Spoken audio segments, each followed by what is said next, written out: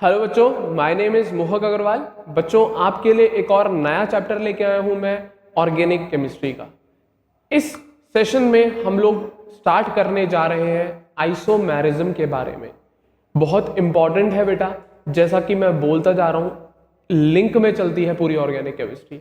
इससे पिछला जो मैंने चैप्टर आपके साथ डिस्कशन करा के कंप्लीट किया है वो था नॉमेनक्लेचर।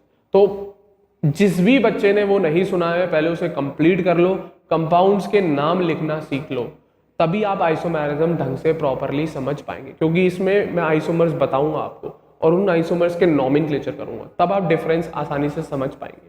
क्लियर है? तो बेटा लिंक में चलते हैं। तो आज हम इस सेशन में डिस्कशन करने जाएंगे बेटा आइसोमेरिज्म पे।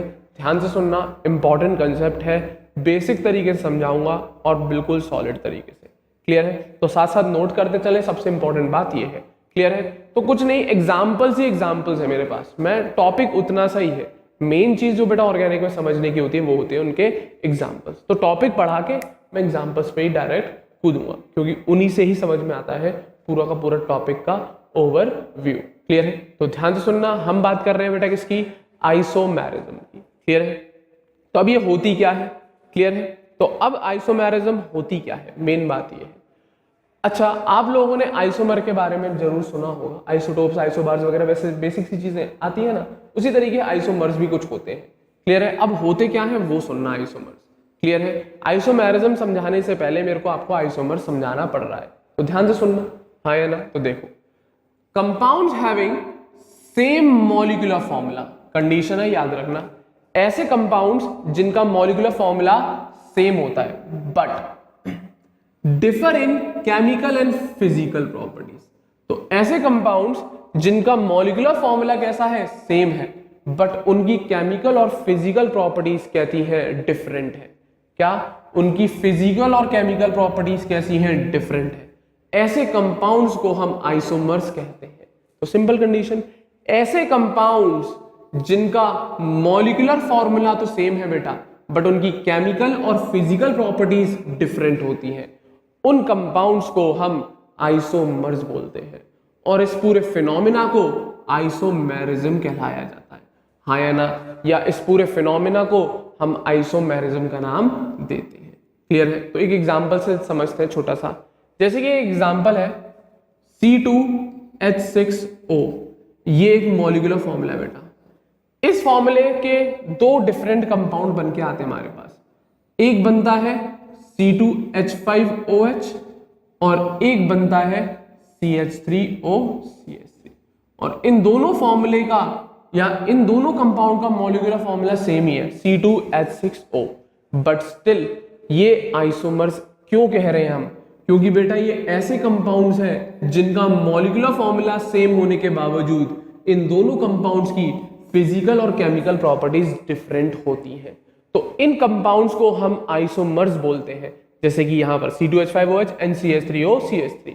तो इन कंपाउंड्स को हम आइसोमर्स बोलते हैं और इस फिनोमिना को आइसोमेरिज्म कहलाया जाता है, या ये फिनोमिना आइसोमेरिज्म कहलाया जाता है, जिसमें क्या दो कंपाउंड एक ही मॉलिक्यूलर फॉर्मूला शो कर रहे हो और उन दोनों कंपाउंड की फिजिकल और केमिकल प्रॉपर्टीज बिल्कुल डिफरेंट हो। क्लियर है?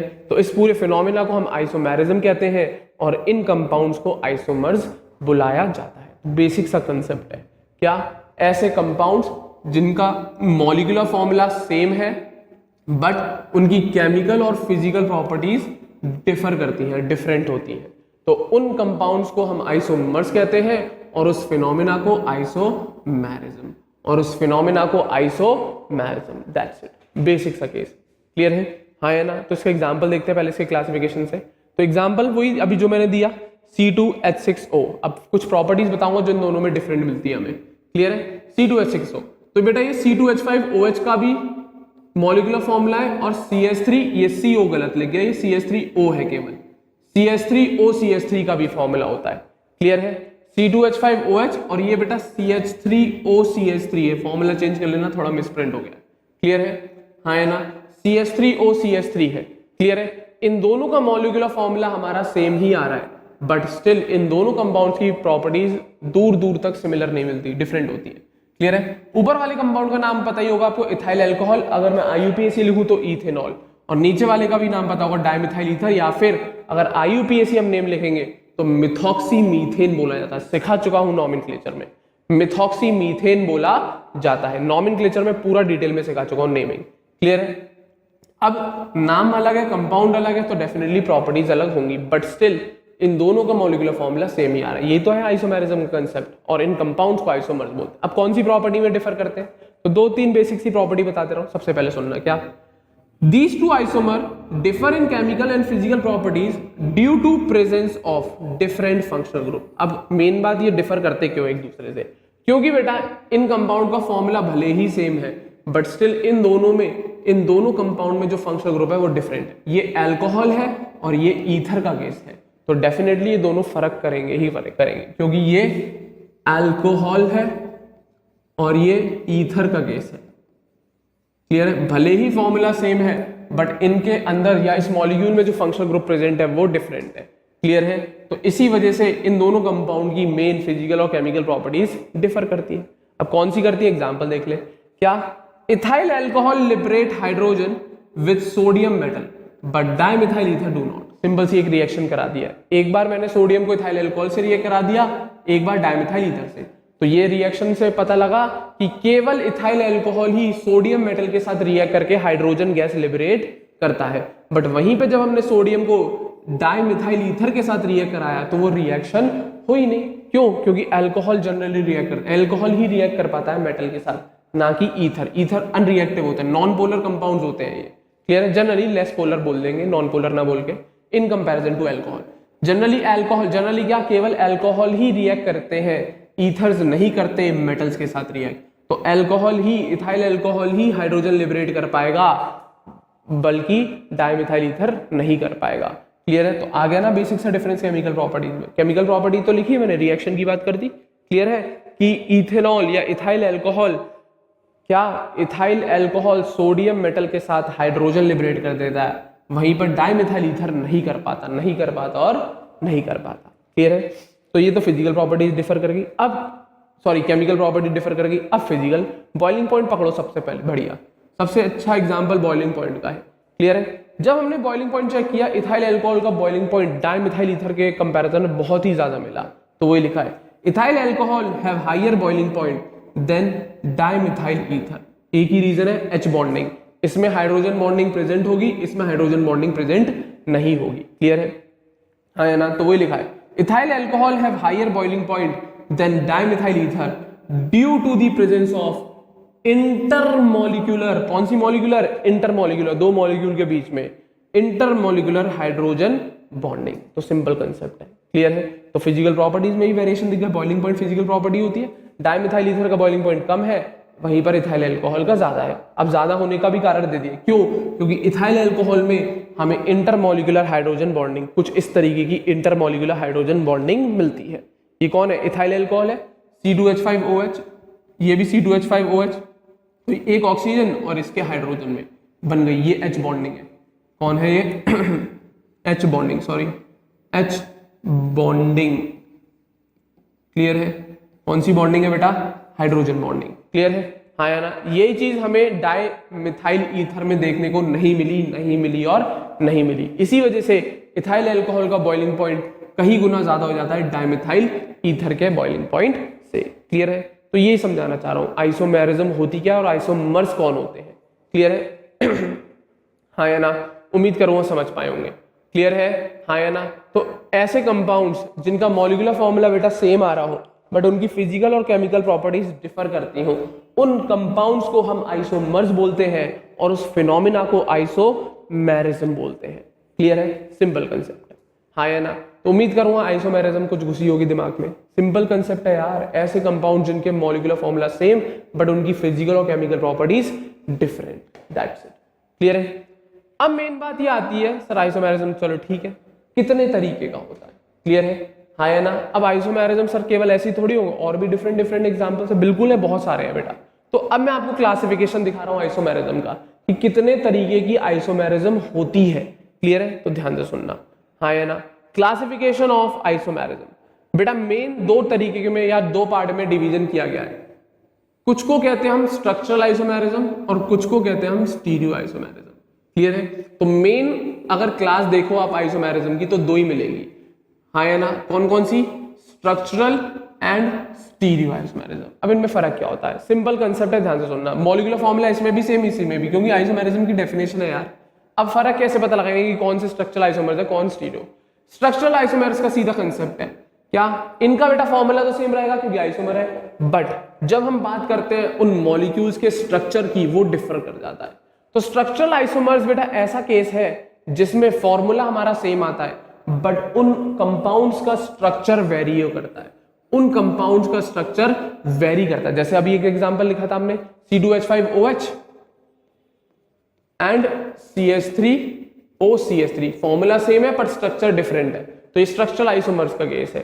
क्लियर है? और वहीं पर अगर हम बात करें स्टीरियो आइसोमर्स की, तो बेटा ये ऐसे कंपाउंड है जिनका फॉर्मूला भी सेम रहता है, उनका स्ट्रक्चर भी सेम रहता है, बस फर्क आता है उनके 3D अरेंजमेंट में।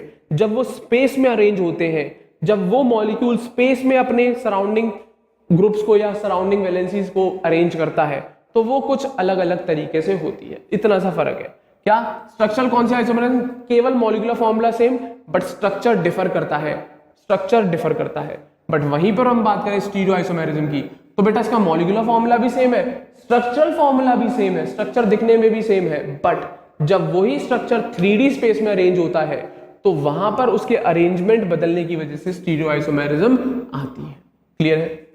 हाँ या ना? तो ये बेसिक से दो कैटेगरी बनाई गई है आइसोमेरिज्म की। कौन कौन सी?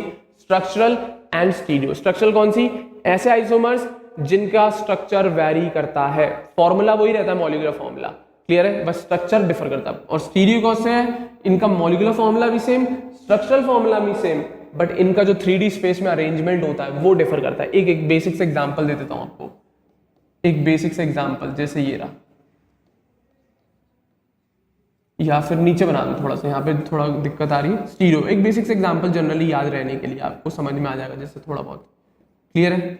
अगर मैं इसको मानूं 3D अरेंजमेंट है, एक तो ये गया और दूसरा ये होते हैं geometrical stereo isomers. Geometrical classify नहीं कर रहा हूं मैं, केवल स्टीरियो बोल दे रहा हूं अभी मैं। ठीक है? अलग अलग है दोनों कंपाउंड। तो इसका 3D अरेंजमेंट और इसका 3D अरेंजमेंट बदल गया, फॉर्मूला सेम है, स्ट्रक्चर सेम है। जहां पर डबल बॉन्ड आना चाहिए तो पहले भी वहीं पर आ रहा है, बाद में भी वहीं पर आ रहा है। स्ट्रक्चर में 1% का फर्क नहीं है। मेन है इनका 3D अरेंजमेंट वेरी करता है। कौन सा अरेंजमेंट बेटा? 3D अरेंजमेंट वेरी करता है। तो उन आइसोमर्स को हम कहते हैं स्टीरियो आइसोमर्स। क्या कहते हैं बेटा? Stereo isomers. तो दो टाइप का होते हैं, कौन कौन से? Structural and stereo. अब इन स्ट्रक्चरल और स्टीरियो का फर्दर सब क्लासिफिकेशन है। स्ट्रक्चरल में कौन कौन से आते हैं बेटा? ध्यान से सुनना। सबसे पहला चेन आइसोमेरिज्म पढ़ाऊंगा, उसके बाद पोजीशन आइसोमेरिज्म पढ़ेंगे, उसके बाद अब क्या क्या होते हैं डिटेल में पढ़ेंगे, रिंग चेन आइसोमेरिज्म पढ़ेंगे, उसके बाद फंक्शनल आइसोमेरिज्म पढ़ेंगे, उसके बाद मेटामेरिज्म पढ़ेंगे, और एट लास्ट टॉटोमेरिज्म। TAUTO आएगा बेटा, ये है ना, स्पेलिंग चेंज कर लेना, मैं लिख दे रहा हूं नीचे। टॉटोमेरिज्म है कंसेप्ट है, मजा आएगा ध्यान से सुनेंगे तो। टॉटोमेरिज्म क्लियर है? तो ये बेसिक से 6 आपको स्ट्रक्चरल आइसोमेरिज्म समझाने की कोशिश करूंगा। 6 टाइप का होता है।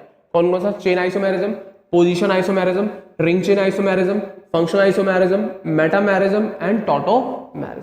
अब होता क्या है, किस केस में क्या चीजें हम अप्लाई करते हैं, उनके एग्जाम्पल से ही आपको समझाऊंगा एक एक करके। क्लियर है? वहीं पर स्टीरियो की मैं बात करूं तो स्टीरियो दो तरीके की बेटा, एक होती है कॉन्फिगरेशनल और एक होती है कॉन्फॉर्मेशनल। क्लियर है?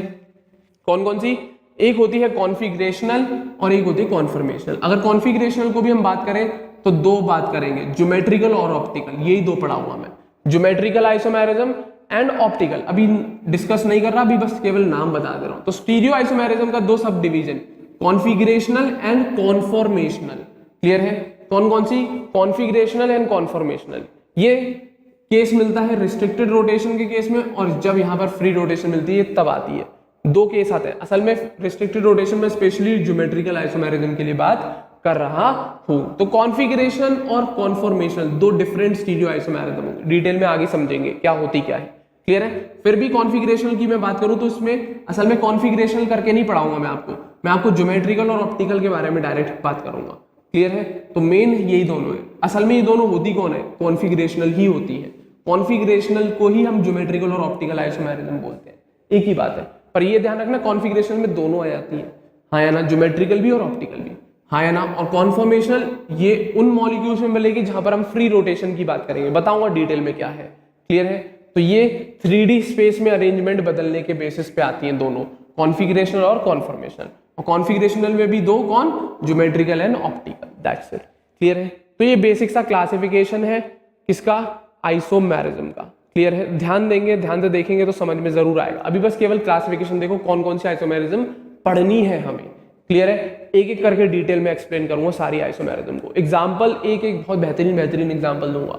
मेन बात है ध्यान अच्छे से दें इस टॉपिक पर, क्लियर है। क्वेश्चन आते हैं बेटा, फंस जाओगे नहीं तो ध्यान से सुन लो, नहीं तो दिक्कत आएगी बाद में, क्लियर है। तो आज मैं बात करने जाऊंगा बेटा स्ट्रक्चरल आइसोमेरिज्म। इस सेशन में हम लोग जो स्टार्ट करेंगे वो करेंगे स्ट्रक्चरल, और असल में स्ट्रक्चरल के भी मेरे को 2-3 लेक्चर बनाने पड़ेंगे क्योंकि लेंथी टॉपिक है, क्लियर है। तो आज के सेशन में हमें क्या पढ़ना है वो मैं बता देता हूँ। आज के सेशन में हम कवर करेंगे chain isomerism, position isomerism and ring chain isomerism. केवल इन तीनों को ही मैं डिस्कस कर पाऊंगा क्योंकि बहुत सारे लेंथी टॉपिक है, ध्यान से सुनना, एक एक पॉइंट मुझे समझाना है, इसीलिए मैं टुकड़ों में ही बनाऊंगा इसके लेक्चर, क्लियर है। तो आज हम आइसोमेरिज्म का पहला टाइप स्टार्ट कर रहे हैं, कौन सा, स्ट्रक्चरल आइसोमेरिज्म। उनमें भी आज हम केवल इस सेशन में इन तीनों पर ही बात करेंगे। फिर एक अगला सेशन और बनाऊंगा मैं अलग से, जिसमें मैं स्पेशली बात करूंगा फंक्शनल आइसोमेरिज्म। बहुत इंपॉर्टेंट पार्ट है बेटा ये स्ट्रक्चरल आइसोमेरिज्म का, इस पे से बहुत एग्जांपल आते हैं, क्लियर है। फिर मैं बात करूंगा उसके बाद मेटामेरिज्म एंड टॉटोमेरिज्म की। ये बिल्कुल ही नया कंसेप्ट है, नया टॉपिक है, थोड़ा ध्यान देना पड़ेगा इन दोनों टॉपिक पे से, क्लियर है। टॉटोमेरिज्म एंड मेटामेरिज्म में, क्लियर है।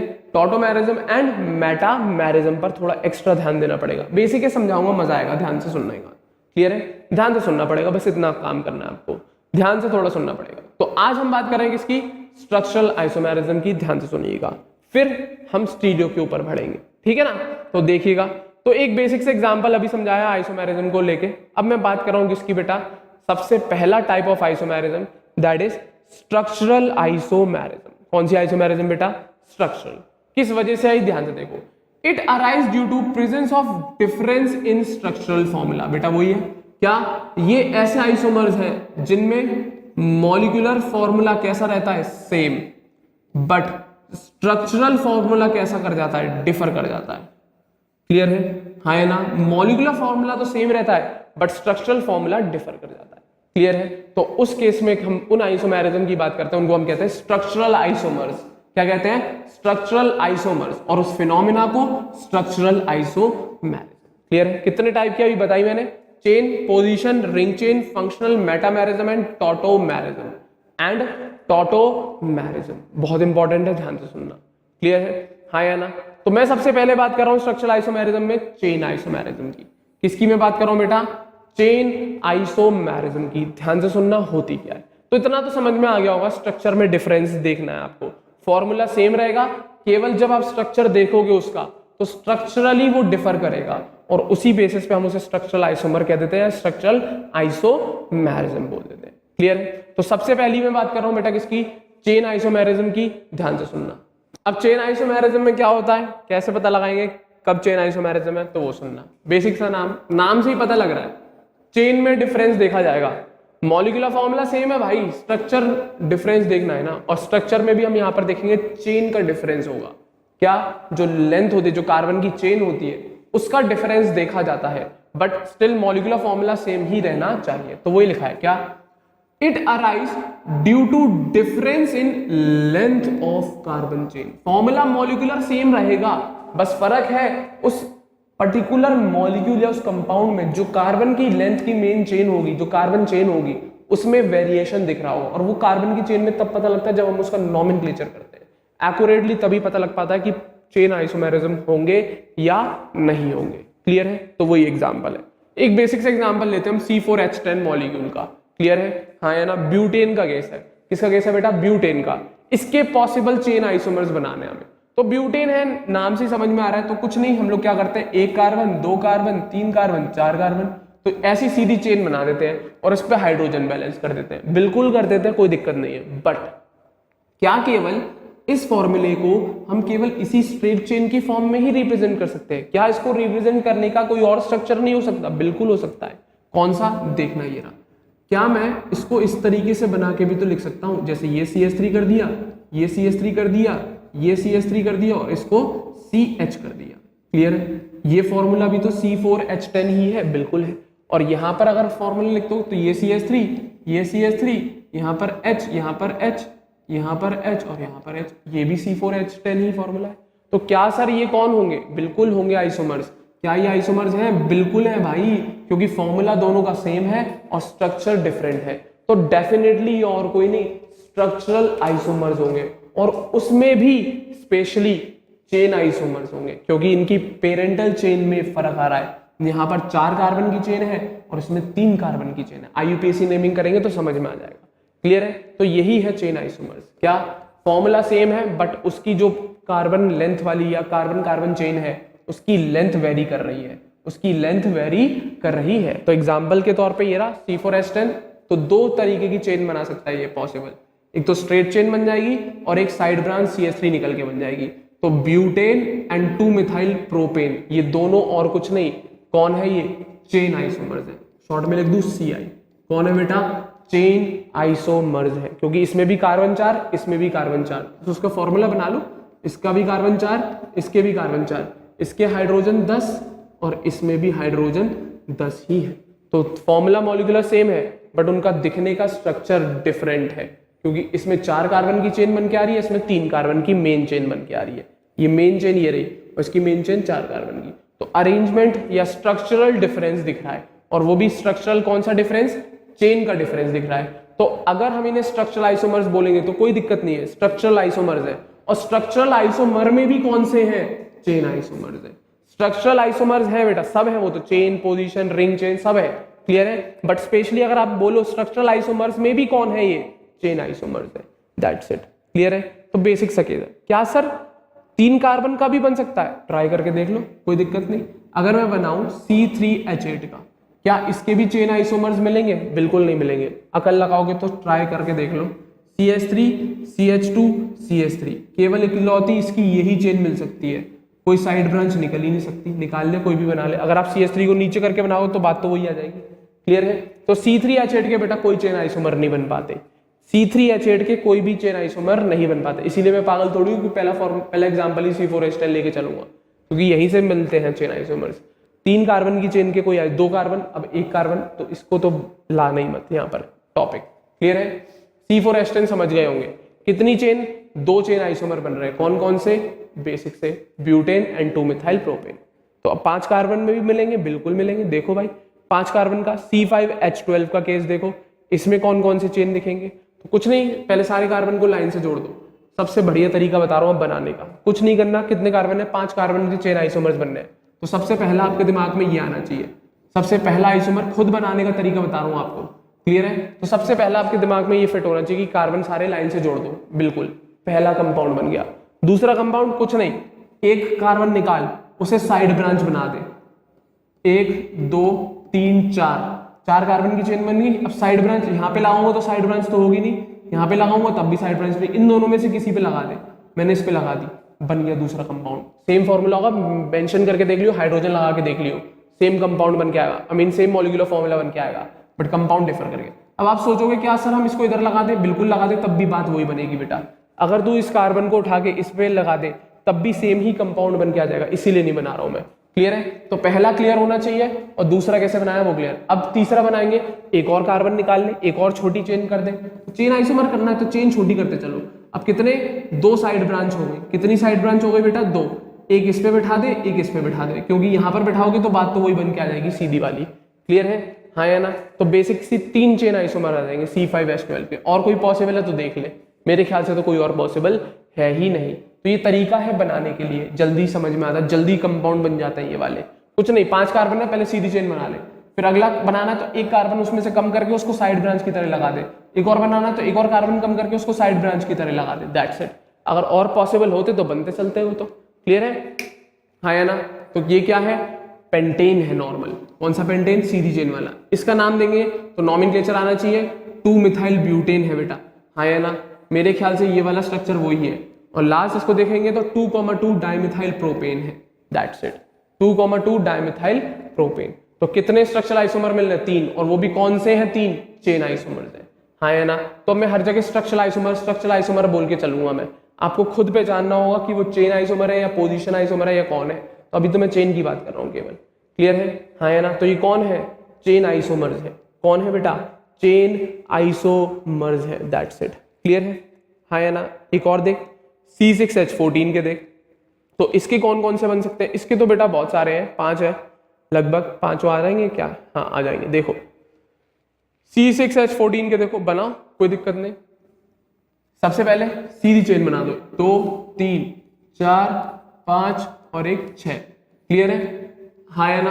दूसरा बनाना है, एक कार्बन कम कर 5 कार्बन की चेन में उसे साइड ब्रांच की तरह दिखाते हैं, 2 3 4 5। अब कहां लगाओगे साइड ब्रांच? या तो यहां पे लगा दी जाए या फिर यहां पर लगा दी जाए, क्लियर है, दोनों पॉसिबिलिटी है। पहले यहां पर भी लगा सकते हो तुम, यहां पर भी लगा सकते हो, बिल्कुल डिफरेंट कंपाउंड है दोनों, क्लियर है, हाँ है ना। तो इसके कंपैरिजन में मैं बात कर रहा हूं, क्लियर है। और कोई पॉसिबिलिटी नहीं, एक और हटा दो, एक और चेन छोटी कर दो, 1 2 3 4। अब 2 साइड ब्रांच है, तो पहले एक बार मैंने यहां लगा दी, एक बार मैंने यहां लगा दी, क्लियर है। अब और कोई पॉसिबिलिटी एक और है, देखो क्या मैं इसको इस तरीके से भी बना सकता हूं? देखना जरा ध्यान से, 1 2 3 4, मैं दोनों साइड ब्रांच यहां लगा दूं, बिल्कुल बना सकता हूं, क्लियर है। इस तरीके से भी आ सकता है ये कार्बन, क्लियर है। इसके अलावा और कोई पॉसिबिलिटी नहीं आएगी बेटा, इसके अलावा और कोई पॉसिबिलिटी आएगी ही नहीं, इसके अलावा और कोई पॉसिबिलिटी बन ही नहीं सकती। कुछ नहीं करना, आपको मेन चेन में से कार्बन का नंबर घटाना है, उस कार्बन को साइड ब्रांच की तरह लगा देना है, दैट्स इट, क्लियर है, हाँ या ना। नाम दें इन कंपाउंड्स के, सबसे पहले वाला ये रहा, क्या? हेक्सेन। दूसरा ये क्या 1 2 3 4 and 5 2 मिथाइल पेंटेन। तीसरा 1 2 3 4 and 5 3 मिथाइल पेंटेन, क्लियर है। ये बता दिया नाम, इसका बता दिया, इसका बता दिया, तो सब डिफरेंट नाम आ रहे हैं भाई, डिफरेंट नाम आ रहे हैं। एक और देख, क्लियर है, 1 2 3 and 4 2,3 डाइमिथाइल ब्यूटेन, डिफरेंट है बेटा, क्लियर है। एक और देख ले, 1 2 3 and 4 2,2 डाइमिथाइल ब्यूटेन। ये सारे के सारे कंपाउंड चेन आइसोमर्स हैं, किसके? इसके कंपैरिजन में, क्लियर है, इसके कंपैरिजन में बात कर रहा हूं, क्योंकि बच्चे कभी कभी क्या करते हैं, इन दोनों को कंपेयर करना शुरू हो जाते हैं। ये दोनों बेटा आपस में चेन आइसोमर नहीं दिख रहा होगा, क्योंकि ये भी 5 कार्बन की चेन है, ये भी, तो मैं असल में यहाँ पर चेन आइसोमर्स बोल रहा हूँ इस फर्स्ट वाले के रिस्पेक्ट में। फर्स्ट वाले को इससे कंपेयर कर रहा हूँ, फर्स्ट वाले को इससे कंपेयर कर रहा हूँ, फर्स्ट वाले को इससे कंपेयर कर रहा हूँ, फर्स्ट वाले को इससे कंपेयर कर रहा हूँ। तो जहां पर भी चेन में फर्क दिखे वो ही कहलाए जाएंगे चेन आइसोमर्स। क्योंकि बच्चे कभी कभी कंफ्यूज हो जाते हैं सेकंड और थर्ड एग्जाम्पल में या फोर्थ और फिफ्थ एग्जाम्पल में। क्यों? क्योंकि अगर आप सेकंड और थर्ड एग्जाम्पल को देखोगे तो इनके अंदर सेम ही चेन मिल रही है, 5 कार्बन की, पेंटेन। तो अगर आप बात करोगे सेकंड और थर्ड कार्बन की, इन दोनों को हम चेन आइसोमर्स नहीं कह सकते, ये अगली कैटेगरी है, इनको हम पोजीशन आइसोमर्स कहेंगे, अभी सिखाऊंगा आगे जाके, क्लियर है। इसी तरीके से 4 और 5 को हम आपस में इनकी अगर बात करें तो ये दोनों आपस में चेन आइसोमर नहीं है। बट अगर हम बात कर रहे हैं with respect to first molecule, तो इसको कंपेयर करते हुए मैंने ये बनाया कि इसके ये सब चेन आइसोमर्स होंगे, ये भी इसका चेन आइसोमर है, ये भी इसका है, ये भी इसका चेन आइसोमर है और ये भी इसका चेन आइसोमर है। अगर आप आपस में कंपेयर मत कर देना किसी को भी, ऊपर में जरूरत नहीं पड़ी थी क्योंकि ऊपर में ऐसी कंडीशन आई नहीं थी, यहां पर ऐसी कंडीशन आना शुरू हो जाती है क्योंकि कुछ बीच के मॉलिक्यूल ऐसे मिलने लगते हैं जिनमें पोजीशन आइसोमेरिज्म एग्जिबिट हो रही होती है, इसीलिए मेरे को बताना पड़ रहा है कि असल में इस सब एग्जाम्पल को मैं कंपेयर कर रहा हूं फर्स्ट एग्जाम्पल के कंपैरिजन में। इसके रिस्पेक्ट में ये सारे मॉलिक्यूल्स, ये सारे कंपाउंड्स कौन है और कुछ नहीं, चेन आइसोमर्स। क्योंकि इसकी खुद की चेन कौन सी है, 6 कार्बन की हेक्सेन, इसकी कितनी, पेंटेन, तो फर्क आ गया। ऐसी इसकी और इसकी 6 और 5 फर्क आ गया। तो मैं फर्स्ट कंपाउंड से बाकी सारे कंपाउंड्स को कंपेयर करते हुए चल रहा हूं। बनाना उम्मीद करूंगा समझ में आया होगा। मेन चेन बनाओ, उसमें से एक एक करके साइड ब्रांच क्रिएट करके कंपाउंड बनाते चले, क्लियर है। तो कितनी चेन आ गई, 1 2 3 4 और 5। तो C6H14 में कितनी चेन आएगी, 5 चेन आइसोमर्स आ सकते हैं, कितने, 5। इसी तरीके से C7H16, इसमें देखो कितने बन रहे, 1 2 3 4 5 6 7 8 और एक 9 चेन आइसोमर्स बन रहे हैं। तो अब कैसे बने होंगे, वही चीज बता रहा हूं भाई, मेन वही है, अकल लगाओगे। चलो इसको मैं थोड़ा जूम करके बनाता हूं, ठीक है ना। मेन चीज बनाते हैं, थोड़ा मेरे पास स्पेस आ जाएगा तो मैं समझा पाऊंगा। ये रहा, पूरा ब्लैंक आ गया, देखना जरा। 7 कार्बन की चेन आइसोमर्स बना के दिखा रहा हूं, पहले बेसिक से सिखा रहा हूं ना। 2 3 4 5 6 7, पहला कंपाउंड आ गया। इसके रिस्पेक्ट में मैं बात कर रहा हूँ। दूसरा बनाए, एक टुकड़ा निकाल लो, चेन बनाओ, 1 2 3 4 5 6। कहाँ लगा दूं? पहले मैं यहाँ लगा रहा हूँ, बन गया एक कंपाउंड बिल्कुल इसके रिस्पेक्ट में। दूसरा तीसरा कंपाउंड देखो। अब इसी चेन को मैं आगे पीछे नचा दूंगा, क्योंकि वो कंपाउंड तो फर्क होंगे ना। और फर्क कैसे पता लगेगा आपको? नॉमेनक्लेचर करके, 1 2 3 4 5 6।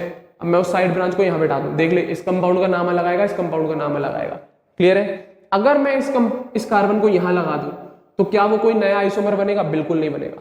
असल में अगर मैं इस कार्बन को यहाँ लगाता हूँ तो जो नाम आएगा वो सेम टू सेम इसी कंपाउंड का नाम आएगा। नॉमेनक्लेचर के रूल्स अगर पता होंगे तो डेफिनेटली समझ में आएगा। अगर मैं इस कंपाउंड का नाम लिखूंगा क्या? 3 मिथाइल हेक्सेन, और अगर मैं इस साइड ब्रांच को इस कार्बन पे लगा के सोचता एक नया कंपाउंड बन जाएगा, नहीं बनेगा, क्योंकि उसका भी अगर मैं नॉमेनक्लेचर करूंगा तो यहाँ से नंबरिंग होगी उसमें 1 2 3, उसका भी नाम 3 मिथाइल हेक्सेन ही जाता। इसलिए देखना पड़ता है हमें, इसीलिए देखना पड़ता है ये सब चीजें कि आप साइड ब्रांच लगा रहे हो तो क्या वो लगाने का तरीका आपका सही है। तो यहाँ पर बिल्कुल सही है। ये इसका नाम लिखो तो 2 मिथाइल हेक्सेन, इसका लिखो तो 3 मिथाइल हेक्सेन। अगर इसको एक और आगे बढ़ा दोगे तब वापस से नाम इसी कंपाउंड का आ जाएगा 3 मिथाइल हेक्सेन। अगर एक और बढ़ा दोगे यहाँ पर तो वापस से इस कंपाउंड का नाम आ जाएगा 2 मिथाइल हेक्सेन। तो मतलब इसमें और कोई पॉसिबिलिटी नहीं है। क्लियर है? एक और बनाते हैं, एक और साइड ब्रांच निकाल लो, हाँ या ना। फोर्थ कंपाउंड, अब कितने कार्बन की चेन रह जाएगी? 5 कार्बन की। क्लियर है? साइड ब्रांच कितनी? 2, एक मैंने यहाँ पे बैठा दी, एक मैंने यहाँ पे बैठा दी, बिल्कुल बन गया। क्लियर है? हाँ या ना। और देखो फिर फिफ्थ देखो, एक और 5 कार्बन की चेन चल रही है, ठीक है। अब कहाँ बैठा सकता हूँ? एक मैं यहाँ बैठा दूं, एक मैं यहाँ बैठा दूं, बिल्कुल बन जाएगा। क्लियर है? एक और देख, अब मैं कहाँ बैठा दूं? एक कार्बन यहाँ बैठा दूं, एक कार्बन यहाँ बैठा दूं, बिल्कुल पॉसिबल है। एक और केस देख, एक कार्बन में यहाँ बैठा दूं, एक कार्बन में यहाँ बैठा दूं। क्लियर है? और कोई पॉसिबिलिटी बची है तो देख लो, यहाँ पर भी आ गए, बगल बगल में भी आ गए, एक ही कार्बन पे दोनों भी आ गए। क्लियर है? हाँ या ना। 7 बन गए अभी तक आपके। क्लियर है? हाँ या ना। एक अच्छी पॉसिबिलिटी और दिखाते हैं। क्लियर है? हाँ या ना। 8th पॉसिबिलिटी और देख, क्या करेंगे? अब हम इन दोनों साइड ब्रांच को C2H5 की तरह बिठा देंगे। कोई और कंपाउंड नहीं है बेटा, ऐसा देख लेना। हमने 2 साइड ब्रांच ने दिखा के उन दोनों को मिला के एक C2H5 बना लिया, उसको बिठा दिया। ऐसा कंपाउंड और कोई भी नहीं बनाया अभी तक मैंने। इस टाइप का कंपाउंड कोई भी नहीं बनाया। कॉमन नहीं आने चाहिए, कॉमन आएंगे तो वो तो कैंसिल आउट, एक माना जाएगा उसे। क्लियर है? इस टाइप का भी कंपाउंड बनेगा एक। क्लियर है? 1 2 3 4 5 उस पर C2H5 बिठा दियो, ऐसा कोई भी कंपाउंड नहीं है इसमें से। क्लियर है? हाँ या ना। कोई दिक्कत और कोई पॉसिबिलिटी है? बिल्कुल है। अभी एक और कार्बन निकाल के एक और चेन छोटी करो, एक और कार्बन निकल सकता है, अभी तो बिल्कुल निकल सकता है। एक और कार्बन निकालेंगे अब। क्लियर है? 8 तो क्लियर है, पहले ये बना लो, फिर 9th वाला लास्ट वाला मैं बताऊं। ये समझ में आया? मैंने कुछ नहीं किया, मेन चेन में से एक एक कार्बन हटाता गया, उसको साइड ब्रांच की तरह लगाता गया। पहले एक कार्बन हटा के मैंने 6 कार्बन की चेन पेरेंट मान के उस पर साइड ब्रांच लगा ली, सेटिस्फाई हो गया पूरा। एक और कार्बन निकाला और छोटी चेन कर ली 5 कार्बन की, फिर मैंने ब्रांचेस लगाना अरेंज कर दिया, वो हो गया। फिर एक और ब्रांच निकालूंगा अब मैं साइड ब्रांच, उसको लगा के फिर करेंगे। फिर अगर और पॉसिबल होगी तो साइड ब्रांच निकालते चलना। क्लियर है? तो चेन आइसोमर में मेन क्या? चेन को घटाते चलना, उसके कंपैरिजन में चेन डिफर करते चल रहा हूं मैं। क्लियर है? उम्मीद करूंगा ये 8 एग्जाम्पल क्लियर होंगे, और इसी का ही 9th एग्जाम्पल और। क्लियर है? अब मैंने क्या किया? 4 कार्बन की चेन कर दी। कितने कार्बन की बेटा? 4 कार्बन की चेन छोड़ दी। क्लियर है? और 3 साइड ब्रांच हो गई होंगी, तो 2 तो मैंने यहाँ बैठा दी, एक मैंने यहाँ बैठा दी, और कोई पॉसिबल कंडीशन बनी नहीं सकती। अब 2 यहाँ बैठा लो, एक का यहाँ बैठा लो, बात तो वही बनेगी। क्लियर है? यहाँ पर लगा नहीं सकते, क्योंकि अगर यहाँ पर और यहाँ पर लगा दी तो चेन वापस से लंबी बन जाएगी। क्लियर है? अगर आपने यहाँ पर और यहाँ पर सोच के साइड ब्रांच लगाई तो बेटा वो साइड ब्रांच रही कहाँ? वो तो पेरेंट चेन में गिनी जाएगी। अगर मैं इसको यहाँ लगाता, इसको यहाँ लगाता और इसको यहाँ लगे रहने देता, तो वो तो पेरेंट चेन में ही चला जाता ना, तो वो साइड ब्रांच में रहता ही कहाँ? ये जरूर साइड ब्रांच में रहेंगे। हाँ या ना? क्लियर है? तो ये 9 पॉसिबल चेन्स बनती हैं C7H14 के केस में, H14 का 16 के केस में, C7H16 के केस में, C7H16 के केस में। क्लियर है? हाँ या ना? उम्मीद करूंगा समझ पाए होंगे, उम्मीद करूंगा समझ पाए होंगे। तो बना के दिखाऊं? क्लियर है? कौन सी चेन कहाँ पे आ रही है? तो ये वही है 7 कार्बन की चेन सीधी वाली। ये कौन सा केस है? ये वाला। क्लियर है? ये कौन सा आ गया? हेप्टेन वाला आ गया, पहली चेन। दूसरा कंपाउंड मैंने क्या किया था? उसमें से एक ब्रांच निकाली थी और साइड में लगाई थी। कौन सी वाली? ये वाली आ गई। 6 ये साइड ब्रांच। ये वाला कौन आ गया? 2 मिथाइल हेक्सेन आ गया। क्लियर है? इसी तरीके से इस साइड ब्रांच को मैंने एक आगे बिठा दिया था, कौन सी वाली आ जाएगी, अब ये आ जाएगी। क्लियर है, यहां पर बैठा दिया था। क्लियर है, तो 3 मिथाइल हेक्सेन आ गया।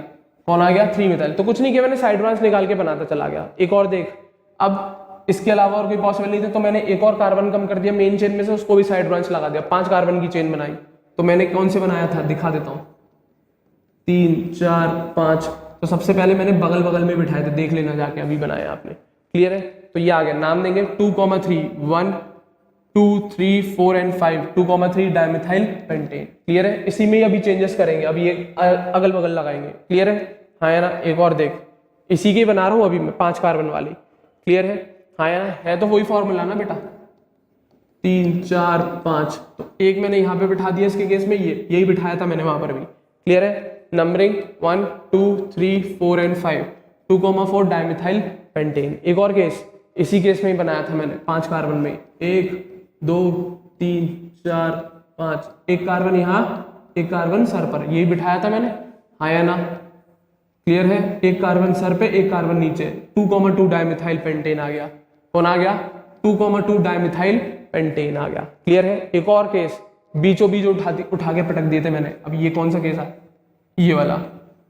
ठीक है, देखिए जरा, रफ कर रहा हूं ऊपर वाला केस में, जो कि नहीं ना, यहां पर पटक दिए थे अब मैंने। क्लियर है, बीचों बीच। तो इसका नाम देंगे तो 1 2 3 4 एंड 5। तो 3,3 डाइमिथाइल पेंटेन का केस आएगा। क्लियर है, हाँ या ना। एक और केस बनाया स्पेशल मैंने, C2H5 वाला, जो कोई नहीं था अभी तक, C2H5 वाला, 5 कार्बन का, 1 2 3 4 5, ये आ गया C2H5। तो नाम 1 2 3 4 एंड 5। तो 3 इथाइल पेंटेन का केस बन गया, 3 इथाइल पेंटेन। क्लियर है, इसके अलावा और कोई नहीं आ रहा था पेंटेन वाला। अब मैंने क्या किया था, फिर इसके बाद एक और कार्बन निकाल के एक और तीसरी साइड ब्रांच भी क्रिएट कर ली, तो वो बन जाएगी ये। क्लियर है, हाँ या ना। तो 4 कार्बन की चेन, 1 2 3 4। तो मैंने एक यहाँ पर 2 C बिठाए थे, एक C यहाँ पे, ये C मतलब CH3 बन जाएगा। क्लियर है, तो 1 2 3 and 4 2,3 trimethyl butane. That's it. अगर नॉमेनक्लेचर करना आता तो समझ जाएंगे आइसोमर्स अपने आप। क्लियर है, तो ये पॉसिबल कंडीशन आ रही थी C7H16 वाले के केस में। कितने चेन आ गए, 9 चेन आइसोमर्स आ गए। कितने आ गए, C7H16 के 9 चेन आइसोमर्स। और ये चेन आइसोमर्स और कुछ नहीं, स्ट्रक्चरल आइसोमर्स ही है। कौन है, स्ट्रक्चरल। और सबको मैंने फर्स्ट वाले के कंपैरिजन में लिखा है, क्योंकि बेटा आपस में ये दोनों अगर देखोगे तो हेक्सेन हेक्सेन वाले, तो ये तो चेन आइसोमर्स हुए नहीं। इसी तरीके से ये पेंटेन पेंटेन पेंटेन पेंटेन वाले, ये तो चेन आइसोमर हुए नहीं। क्लियर है, बट ये जरूर है कि फर्स्ट वाले कंपैरिजन में सारे के सारे चेन आइसोमर्स हैं। क्लियर है, हाँ या ना। तो फर्स्ट वाले से कंपेयर करते हुए चलेंगे, क्योंकि जहां पर चेन में वेरिएशन, फर्क दिखेगा, वही चेन आइसोमर माना जाएगा। जहां पर चेन ही सेम आ रही हो दो कंपाउंड की, जैसे ये वाला पेंटेन है, ये भी चेन सेम है, अब यहाँ पर ये दोनों चेन आइसोमर नहीं कहलाएंगे आपस में, ये कुछ और कहलाएंगे। अब कौन कहलाएंगे, वो पोजीशन है, अभी अगला वाला यही पढ़ाऊंगा इसके बाद ही मैं। क्लियर है, तो चेन समझ में आनी चाहिए यार, मेन चीज चेन घुसनी चाहिए दिमाग में। क्या क्या मेन जो पेरेंटल चेन है, जो पेरेंट का नाम है, वो फर्क आना चाहिए दो कंपाउंड के बीच में, क्योंकि पेरेंट बदल गया तो डेफिनेटली चेन बदल गई होगी उस कंपाउंड की। फॉर्मूला तो सेम रखना ही रखना है, C7H16। क्लियर है, हाँ या ना। उम्मीद करूंगा चेन आइसोमर्स क्लियर होगा, उम्मीद करूंगा चेन आइसोमर्स क्लियर होंगे। बेसिक सी चीज है यार, पेरेंटल चेन वेरी करनी है, पेरेंटल चेन आपको वेरी करानी है। क्लियर है, एक और केस देख, ये बात चलेगी अब पोजीशन आइसोमेरिज्म की। किसकी, पोजीशन आइसोमेरिज्म की, दूसरा स्ट्रक्चरल आइसोमेरिज्म। कौन सी, पोजीशन। अब पोजीशन देखी जाएगी मेरी नहीं, साइड ब्रांच की। अब साइड ब्रांच हो, फंक्शनल ग्रुप हो या डबल बॉन्ड हो, तीनों की पोजीशन देख सकते हैं आप बेटा। पोजीशन आइसोमेरिज्म 3 बेसिस पे देखी जाती है, या तो फंक्शनल ग्रुप की पोजीशन चेक कर रहे हो, या साइड ब्रांच जैसे मिथाइल इथाइल क्लोरो NO2 वगैरह, इनकी पोजीशन देखी जाए साइड ब्रांच की, या डबल बॉन्ड या ट्रिपल बॉन्ड की पोजीशन देखी जाए। तो उन केस में हम बात करते हैं पोजीशन आइसोमेरिज्म। तो वही लिखा है, it arise due to the difference in position of unsaturation, मतलब डबल या ट्रिपल बॉन्ड, सब्स्टिट्यूएंट मतलब इथाइल मिथाइल प्रोपाइल जैसे, या फिर फंक्शनल ग्रुप। तो इन तीनों की जो पोजीशन होगी पर्टिकुलर कंपाउंड में, उसके बेसिस पे पोजीशन आइसोमेरिज्म बनेगा। फंक्शनल ग्रुप या डबल बॉन्ड या कोई सब्स्टिट्यूएंट, इसकी पोजीशन, पेरेंटल चेन में फर्क नहीं आना चाहिए, पेरेंटल चेन वही रहनी चाहिए। क्लियर है, केवल इनकी पोजीशन में फर्क आना चाहिए। जैसे कि ऊपर वाले केस में दिखा दूं मैं आपको, कहां पर दिखेंगे पोजीशन आइसोमर्स। देखो इसी का ही केस देख लो, ये रहा, बहुत ध्यान से देखना जरा, इसको देखो, इन दोनों को देखो, नाम 2 methyl hexane 3 methyl hexane, hexane तो वही है, यहाँ पर भी 6 कार्बन की चेन, यहाँ पर भी 6 कार्बन की चेन, फर्क यहाँ पे काउंटिंग है 1 2 3 4 5 एंड 6। इस पे जो इस केस में मिथाइल जो लग रहा है वो सेकंड पोजीशन पे लग रहा है, बट वहीं पर अगर इस केस को देखो तो 1 2 3 4 5 एंड 6 इसका जो मिथाइल लग रहा है वो थर्ड पे लग रहा है, पर पेरेंटल चेन दोनों की हेक्सेन ही है। तो ये होते हैं पोजीशन आइसोमर्स। That's it. की सब्स्टिट्यूएंट की पोजीशन बदली है मैंने, किसकी पोजीशन बदली? सब्स्टिट्यूएंट की। उम्मीद करूंगा समझ में आया होगा। बेटा एग्जांपल से समझा रहा हूं, इतना आसान कोई नहीं करेगा। क्लियर है? तो मेन चेन 6 कार्बन की है, साइड ब्रांच की पोजीशन चेक कर लो। That's it. इनको कहते हैं हम पोजीशन आइसोमर्स। और देख ये रहे आपके पास और भी एग्जांपल है, ये रहा पेंटेन वाले उठा लो, ये पेंटेन वाले उठा लो चारों, हाँ या ना, यहां से लेकर यहां तक उठा ले चारों, ये सब यहां तक, ठीक है ना। ये सारे देख, सब में पेरेंटल चेन कौन है? Pentane pentane pentane pentane. दिखा दूं पेंटेन, ये रहा, ये आ गई पेरेंटल चेन, इसमें भी ये आ गई पेरेंटल चेन, इसमें भी ये आ गई पेरेंटल चेन, इसमें भी ये आ गई पेरेंटल चेन। अब साइड ब्रांच की पोजीशन बदल दी, पहले यहाँ पर 1 2 पे बिठाया, सॉरी 2 3 पे बिठाया, इसमें 2 4 पे बिठाया, इसमें 2 2 पर बिठाया और इसमें 3 3 पर बिठाया। पेरेंटल चेन सेम है, पोजीशन साइड ब्रांच की वेरी कर रही है। इनको कहते हैं हम पोजीशन आइसोमर्स। क्या कहते हैं? Position isomers. That's it. उम्मीद करूंगा समझ आया होगा। क्लियर है? तो ये तो मैंने आपको समझा दिया सब्स्टिट्यूएंट की पोजीशन के बेसिस पे। किसकी पोजीशन के बेसिस पे? सब्स्टिट्यूएंट। अब मैं बात कर रहा हूं फंक्शनल ग्रुप की पोजीशन के बेसिस पे। देखो ये रहा 3 कार्बन का चेन, ये भी 3 कार्बन की चेन, 1 2 3। इसमें जो फंक्शनल ग्रुप है वो फर्स्ट कार्बन पे जुड़ रहा है, इसके केस में 1 2 3। इसमें जो फंक्शनल ग्रुप है वो सेकंड कार्बन पे जुड़ रहा है।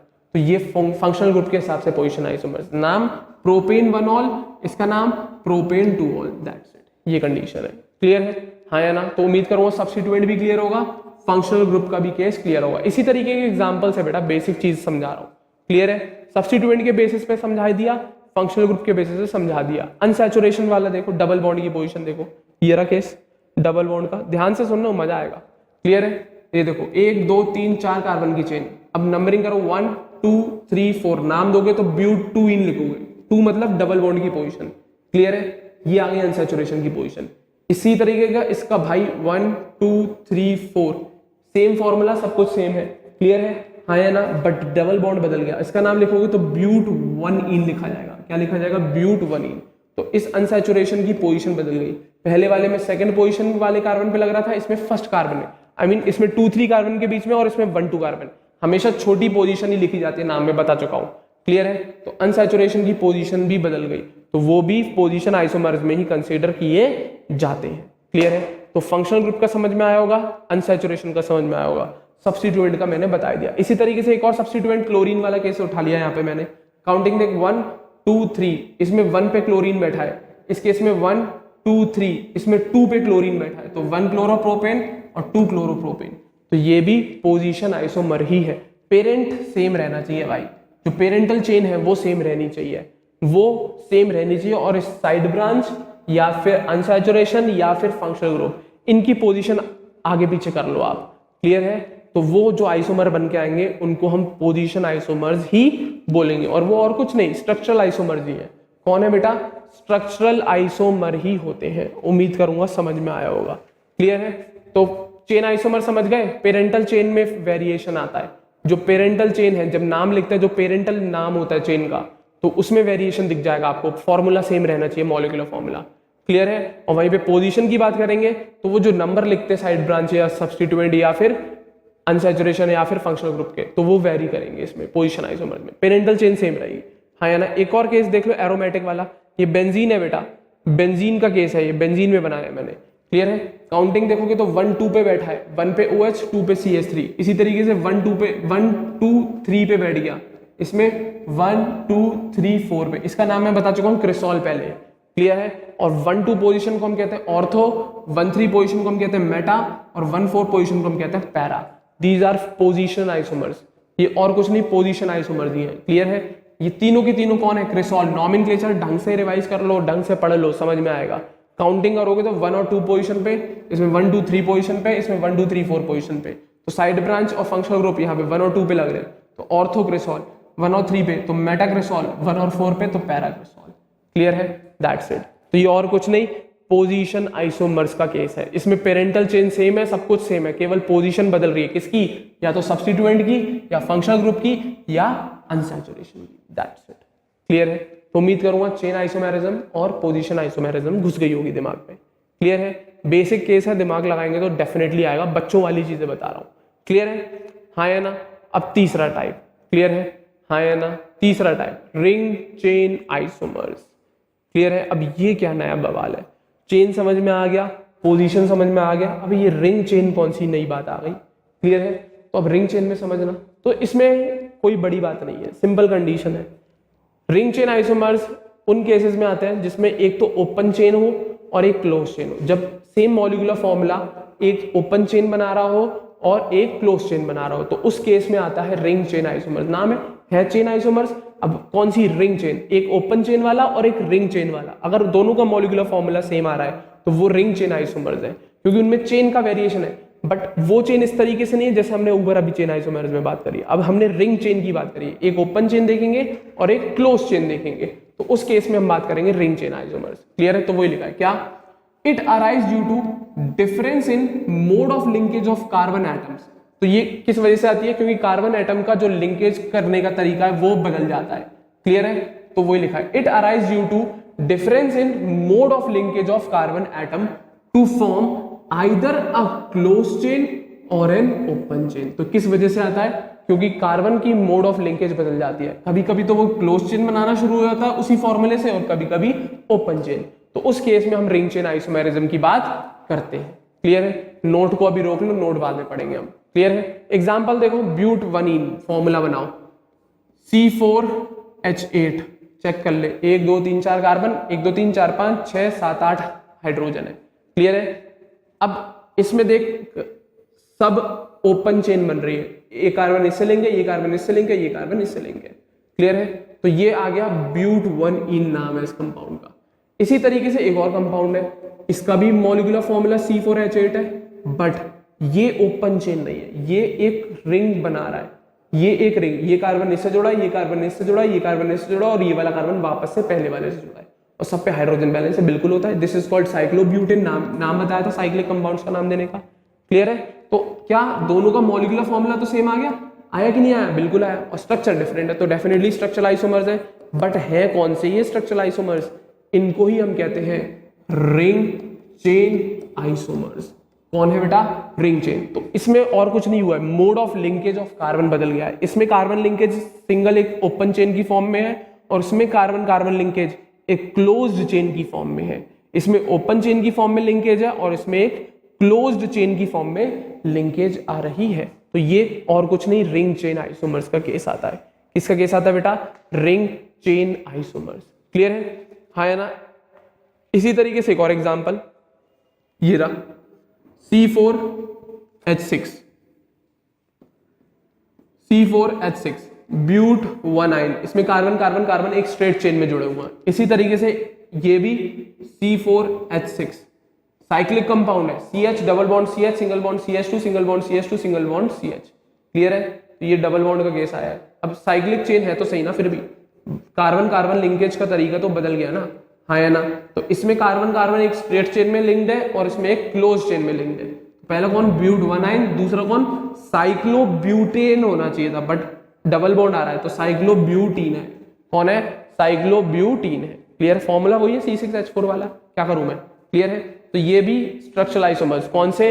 रिंग चेन आइसोमर्स, जिसमें एक कंपाउंड ओपन चेन बन रहा है लिंकेज करके, और एक कंपाउंड क्लोज चेन की फॉर्म में दिख रहा है। तो ये इसी वजह से आया क्योंकि कार्बन के डिफरेंट तरीके हैं लिंकेज करने के। इसमें एक ओपन चेन करके लिंक करके एक ओपन चेन बना रहा है, और उसमें वही कार्बन है लिंक करके एक क्लोज चेन फॉर्म कर रहे हैं। तो इस टाइप के स्ट्रक्चरल आइसोमर्स को हम कहते हैं रिंग चेन आइसोमर्स। क्लियर है? एक केस और सुन इसी तरीके का, ये रहा। इसी तरीके से सेम एक और कंडीशन बनती है, इसी केस में एक और कंडीशन बनती है। क्या? ऐसे ही बनाया मैंने ब्यूट 1ine C4H6। अब जरूरी नहीं है कि ये साइक्लोब्यूटीन ही बने बेटा, बाईसाइक्लो कंपाउंड भी आ जाता है इस केस में। This is the bicyclo compound, बनाना सिखाया है मैंने आपको। जरूरी नहीं है ये इसी तरीके से बने, एक CH और एक CH यहाँ पर आके एक बाईसाइक्लो की कंडीशन आ जाए। तो यहाँ पर भी फॉर्मूला चेक किया मैंने C4H6 का, तो यहाँ पर भी हमें मिला क्या, ring chain isomer, bicyclo 1,1,0 butane. Clear है, इसका फॉर्मूला भी C4H6 ही आया, CH2CH और यहाँ से एक चेन ये गई, एक चेन ये गई, एक चेन ये गई, this is bicyclo compound. Clear है, तो इनमें भी लिंकेज का फर्क है, ये ओपन चेन है, ये क्लोज चेन है, ये ओपन चेन है, ये क्लोज चेन है, तो ये भी कौन हो गए, रिंग चेन आइसोमर्स हो गए। कौन कौन हो गए, रिंग चेन आइसोमर्स। तो उम्मीद करूंगा समझ में आया। तो कौन कौन बना सकता है रिंग चेन आइसोमेरिज्म, देख एक तो एल्कीन और एक साइक्लो एल्केन, तो पेयर बना दूं, कौन कौन दिख गया आपको, एक एल्कीन और एक cycloalkane ring chain isomer होता है। इसी तरीके से एक एल्काइन और एक साइक्लो एल्कीन, ये भी कौन होगा, रिंग चेन आइसोमर होगा। इसी तरीके से एक और, एक एल्काइन और एक बाईसाइक्लो कंपाउंड, ये कौन हो गए, रिंग चेन आइसोमर। जनरली इन्हीं तीन केस की बात चलती है आपके सिलेबस में। क्लियर है, कौन कौन, एक तो एल्कीन एंड साइक्लो एल्केन्स, कौन, एल्कीन एंड साइक्लो एल्केन का पेयर चलता है, एक एल्काइन एंड साइक्लो एल्कीन का पेयर चलता है, और अगला एक एल्काइन एंड बाईसाइक्लो का पेयर चलता है। जनरली आपके यहाँ यही तीन केस पढ़ाता हूं मैं, होते भी इन्हीं पे क्वेश्चन आता है, कौन, रिंग चेन आइसोमर्स में। क्लियर है, उम्मीद करूंगा समझ में आ रहा होगा, क्योंकि ये ओपन चेन है, ये क्लोज चेन है, दैट्स इट। क्लियर है, किस किस में देखने को मिलती है, alkene and cycloalkane, alkyne and cycloalkene and alkyne and bicyclo compounds, उनमें हमें मिलती है रिंग चेन आइसोमेरिज्म देखने के लिए। क्लियर है, नोट सुनना है क्या, ring chain isomerism is also known as functional isomerism. बेटा इसको हम फंक्शनल आइसोमेरिज्म के नाम से भी जानते हैं, बट अगर क्वेश्चन में दोनों ऑप्शन दे दिए जाए, इनका केस बना के दे दिया जाए और क्वेश्चन में दोनों ऑप्शन है, रिंग चेन आइसोमर्स भी हो और फंक्शनल आइसोमर्स, तो हमेशा पहले प्रायोरिटी देना रिंग चेन आइसोमर्स को, और अगर ऑप्शन नहीं है क्वेश्चन में रिंग चेन आइसोमर का, तब आप फंक्शनल आइसोमर्स लगा के आना आंसर। क्लियर है, तो याद रखना, अगर कभी क्वेश्चन आता है और उसमें आपको लग रहा है कि ये रिंग चेन आइसोमर्स होने चाहिए, बट ऑप्शन ही नहीं है रिंग चेन आइसोमर्स का, तो आप वहां पर ऑप्शन ढूंढेंगे कौन सा, फंक्शनल आइसोमर्स का। इसीलिए नोट लिखा है, क्वेश्चन आया हुआ है इसीलिए बोल रहा हूँ, क्वेश्चन आया था, यही बनाए गए थे और पूछा गया था कौन सी आइसोमेरिज्म मिल रही है, वहां पर रिंग चेन का ऑप्शन ही नहीं दिया था, उन्होंने ऑप्शन में फंक्शनल आइसोमेरिज्म छाप के दे दिया था। तो याद रखना, ring chain isomerism is also a type of functional isomerism, but option में अगर प्रायोरिटी दी जाएगी तो पहले रिंग चेन को दी जाएगी, और अगर रिंग चेन आइसोमर ऑप्शन नहीं है तो फंक्शनल आइसोमेरिज्म को ऑप्शन दिया जाएगा। That's it. क्लियर है, उम्मीद करूंगा रिंग चेन आइसोमेरिज्म क्लियर होगी। ठीक है, तो इसी से रिलेटेड एक एग्जाम्पल लाया हूं, उम्मीद करूंगा आप खुद नोट करें और खुद समझे इस एग्जाम्पल को। क्लियर है, उम्मीद करूंगा आप खुद नोट कर रहे हैं एग्जाम्पल को, और आंसर मैंने नीचे दे दिया है, पढ़ के खुद सॉल्व करना। क्लियर है, मैं एक्सप्लेन नहीं करूंगा, पूरा बता चुका हूं भाई, कौन रिंग चेन है, कौन चेन आइसोमर्स है, आपस में दिमाग लगाएंगे तो जरूर आएगा, नॉमेनक्लेचर करके लिखोगे तो जरूर आएगा। क्लियर है, तो खुद ट्राई करें इस चीज को। उम्मीद करूंगा एग्जाम्पल है, याद रखना है आपको, आंसर मैंने दे दिया है साथ ही साथ। कौन कौन से कंपाउंड है, 4 कंपाउंड बना रखे हैं मैंने। क्लियर है, पहला, दूसरा, तीसरा, चौथा। अब पहला और दूसरा आपस में कौन सा आइसोमर है, पहला और तीसरा आपस में कौन सा आइसोमर है, पहला और पहला और फोर्थ कौन सा आइसोमर है आपस में, और थर्ड और फोर्थ कौन सा आइसोमर है आपस में। दैट्स इट, ट्राई करेंगे, खुद समझ में आएगा जरूर। इसी तरीके से उम्मीद करूंगा नोट कर लिया होगा। इसी तरीके से एक और एग्जाम्पल दे रखा है मैंने, ये रहा, इसमें 5 कंपाउंड बनाए हैं, इसमें 5 कंपाउंड बनाए, ये रहा, लाइन बना देता हूं जिससे डिफरेंस दिख जाएगा कौन कौन से कंपाउंड है। ये 5 कंपाउंड बनाए हैं मैंने। क्लियर है, पहला, दूसरा, तीसरा, चौथा और 5वां, नीचे सॉल्यूशन दे रखा है मैंने, उम्मीद करूंगा कर पाएंगे। फर्स्ट और सेकंड कौन से आपस में आइसोमर्स, फर्स्ट और थर्ड कौन से हैं, इसी तरीके से आपको सारे करने पड़ेंगे। क्लियर है, हाँ या ना, फर्स्ट और सेकंड। इसमें एक आंसर थोड़ा गड़बड़ है, मैं सही कर देता हूँ। क्लियर है, शॉर्ट में लिख दे रहा हूँ, RCI रिंग चेन आइसोमर्स। ठीक है ना, जो भी गलती है मैं करेक्ट करता चलूंगा, टेंशन मत लेना। ठीक है, हाँ या ना, फर्स्ट और थर्ड में गलती है थोड़ी थोड़ी, मैं सही कर देता हूँ उसे, कोई दिक्कत नहीं है। ठीक है, इसको ये काट देना यहाँ से, अब सही है। First and second, first and third, proper तरीके से दिख रहा होगा, ध्यान से देख लो। थर्ड एंड फोर्थ मैं चेक करता जा रहा हूँ, आप लोग करें सॉल्व। थर्ड एंड फोर्थ मैं आपके लिए चेक करता जा रहा हूँ, आप टेंशन ना लें। ठीक है ना, थर्ड कौन सा है, ये रहा, फोर्थ कौन सा है, ये रहा, ये RCI है एंड फंक्शनल आइसोमर्स। शॉर्ट में लिख दे रहा हूँ, फंक्शनल आइसोमर के लिए FI लिख दे रहा हूँ, है ना बेटा, कोई दिक्कत तो नहीं है। मैं आपके लिए आंसर सॉल्यूशन सही कर दे रहा हूँ, आप देखते चले और फिर समझते चले उन्हें। फर्स्ट और सेकंड कौन है आपस में, मैंने सही कर दिया उसे। ठीक है ना, प्रायोरिटी आपको पता है किसको देनी है। ठीक है। फर्स्ट और सेकंड उम्मीद करूंगा समझ में आया होगा, फर्स्ट और थर्ड भी सही लग रहा होगा, क्लियर है, हाँ या ना। अभी नहीं पता फर्स्ट और थर्ड, बट स्टिल आगे आएगा अभी टॉपिक फर्स्ट और थर्ड का, कोई बात नहीं, अभी मान लो मेरी बात, क्लियर है। थर्ड और फोर्थ समझ में आएगा, रिंग चेन ही दिख रहे हैं मेरे को। तो फोर्थ और फिफ्थ में अगर हम बात करेंगे, फोर्थ और फिफ्थ में हम बात करेंगे तो वो ही बिल्कुल सही लिखा है, पोजीशन ही है। अगर नॉमेनक्लेचर करते हैं तो उम्मीद करूंगा आप पे आना चाहिए यार, साइक्लो एल्केन्स एल्कीन्स सबके नॉमेनक्लेचर सिखाए मैंने। फोर्थ और फिफ्थ उम्मीद करूंगा आ गया होगा, फर्स्ट और फोर्थ भी आ जाना चाहिए, और फर्स्ट और फिफ्थ भी आ जाना चाहिए, दैट्स इट, क्लियर है, हाँ या ना। उम्मीद करूंगा समझ में जरूर आए होंगे ये वाले, उम्मीद करूंगा समझ में जरूर आए होंगे ये वाले एग्जाम्पल। करेक्शन है, करेक्शन चेक कर लेना, फर्स्ट और थर्ड का करेक्शन कर दिया मैंने, एंड इसका थर्ड एंड फोर्थ का करेक्शन कर दिया। थोड़ा सा दिक्कत करेक्शन है, वो चेक कर लीजिएगा आप लोग, ठीक है। सही सही नोट करना बेटा, इंपॉर्टेंट बात ये है, गलत गलत कॉपी मत कर लेना, मैं करेक्शन कर दे रहा हूँ हाथ की हाथ, क्लियर है, हाँ या ना। उम्मीद करूंगा समझ में जरूर आया होगा। अब एक दो चीजें इसमें दे नहीं रखी है, वो मैं आपको लिख के दे देता हूँ, ठीक है। अब अगर मैं कंपेयर करूँ यहाँ पर किसको, सेकंड को और फोर्थ को, तो बताओ कौन सा आइसोमर होना चाहिए। सेकंड को और फोर्थ को अगर कंपेयर किया जाए, उम्मीद करूंगा समझ में आया होगा। ये क्या नाम है, साइक्लोब्यूटीन। ये कौन है, ये कौन है, 3 मिथाइल साइक्लोप्रोपीन। तो मेरे ख्याल से ब्यूटीन और प्रोपीन चेन आइसोमर्स होंगे। सेकंड और फोर्थ को अगर कंपेयर करोगे तो ये और कुछ नहीं, चेन आइसोमर्स होंगे। इसी तरीके से इसी सेकंड और इसी फिफ्थ को कंपेयर करोगे तो ये दोनों भी आपस में चेन आइसोमर्स ही होंगे। तो सेकंड और फोर्थ को अगर कंपेयर किया जाए तो ये और कुछ नहीं, चेन आइसोमर्स, क्योंकि ये ब्यूटीन है और वो प्रोपीन है। चेन में फर्क आ गया बेटा, है तो दोनों ही साइक्लिक ना, तो यहाँ पर रिंग चेन तो आ ही नहीं सकता, क्योंकि ये भी साइक्लिक वो भी साइक्लिक। रिंग चेन के लिए क्या, एक ओपन होना चाहिए, एक साइक्लिक होना चाहिए, क्लियर है। इसी तरीके से फर्स्ट और फिफ्थ भी, ये दोनों भी चेन आइसोमर्स ही हो जाएंगे। मेन चीज पेरेंटल चेन में कंसेप्ट आना चाहिए, उम्मीद करूंगा जरूर समझ में आया होगा, क्लियर है, हाँ या ना। करेक्शन जो मैंने कर दिए थे वो याद रखेंगे, करेक्शन जो मैंने कर दिए थे वो याद रखेंगे बेटा, बहुत इंपॉर्टेंट है, बहुत बहुत बहुत बहुत बहुत ज्यादा इंपॉर्टेंट है, क्लियर है, दैट्स इट, क्लियर है। तो ये बात थी बेटा किसकी, रिंग चेन आइसोमेरिज्म की। तो आपको अभी मैंने स्ट्रक्चरल के 3 बताए, chain isomerism, position isomerism and ring chain isomerism. उसमें थोड़ा बहुत फंक्शनल आइसोमेरिज्म का थोड़ा तड़का सा था, हाँ या ना। पर प्रायोरिटी उम्मीद करूंगा नोट की तरह याद कर लेना यार उसे। प्रायोरिटी किसे दी जाएगी हमेशा, पहले रिंग चेन आइसोमेरिज्म को ऑप्शन में अगर टिक करने के लिए, एंड देन फंक्शनल आइसोमेरिज्म। अगर ऑप्शन नहीं होता रिंग चेन का, तब जाते हैं हम आंसर देने के लिए फंक्शनल आइसोमेरिज्म पे, दैट्स इट, क्लियर है। तो उम्मीद करूंगा यहां तक सारी बातें क्लियर होंगी, क्लियर है। तो अभी ये स्ट्रक्चरल आइसोमेरिज्म कंप्लीट नहीं हुआ है, अभी तो बहुत कुछ है बेटा, ठीक है ना। अभी मैंने छोटा सा पार्ट कराया आपको स्ट्रक्चरल आइसोमेरिज्म का, कौन कौन से बता दिए, मार्क कर लो अपनी कॉपी में, उम्मीद करूंगा समझ में जरूर आए होंगे। अभी मैंने छोटा सा टुकड़ा कराया है स्ट्रक्चरल आइसोमेरिज्म का, chain, position and ring chain, clear है। इस सेशन को मैं ज्यादा लेंथी नहीं करूंगा, नहीं तो सब हौच पौच हो जाएगा।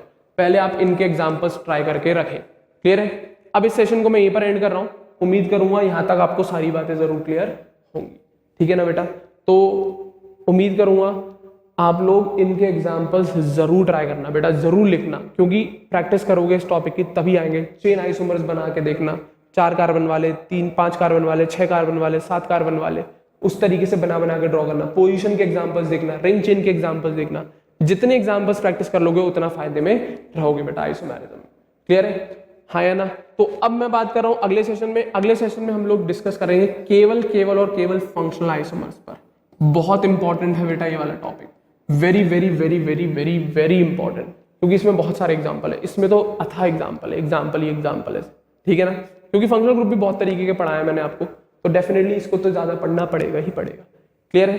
तो इस सेशन को यहीं पर एंड करते हैं। उम्मीद करूंगा आप लोगों को मेरा ये सेशन जरूर पसंद आया होगा, तो वीडियो को जरूर लाइक करें और हमारे चैनल अग्रबंधु ज्ञान केंद्र को सही बच्चे जरूर सब्सक्राइब करें। अगले सेशन में मिलता हूं बच्चों, थैंक यू वेरी मच।